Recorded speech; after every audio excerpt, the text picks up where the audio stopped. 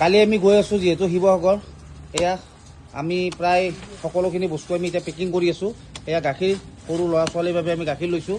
এয়া বিস্কুট, এয়া আপোনাৰ যিহেতু প্ৰায় পানী কমা বুলি গম পাইছোঁ আমি, এতিয়া ব্লিচিং পাউডাৰ খুব প্ৰয়োজনীয়, সেইকাৰণে ব্লিচিং পাউডাৰ লৈ লৈছোঁ। আৰু আছে আমাৰ বাৰু, আৰু এয়া বিস্কুট। আমি খোৱা বস্তু বেছি আমি বিশেষ লোৱা নাই, আমি চিৰা আৰু মুড়িটো লৈছোঁ। আৰু আপোনাৰ মহেৰা যিহেতু ধূপ খুব প্ৰয়োজনীয়, মহেৰা ধূপ লৈছোঁ। আৰু কিছুমান তাত লাইনৰ যিহেতু খুব অসুবিধা, আমি লাইনৰ অসুবিধাৰ কাৰণে মমবাতি লৈছোঁ।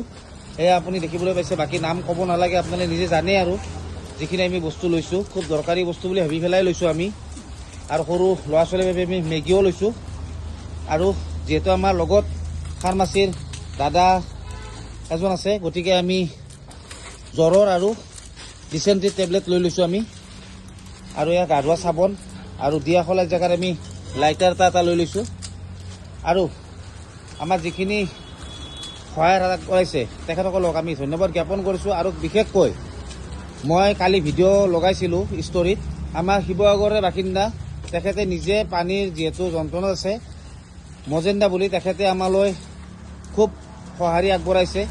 এই চেগতে তেখেতক ধন্যবাদ জ্ঞাপন কৰিছোঁ। আৰু গোটেই লগৰ তথা দাদা ভাইটিসকলক ধন্যবাদ জ্ঞাপন কৰি আমি কাইলৈ গৈ আছোঁ শিৱসাগৰ। জয় অসম, জয় জুবিন দা।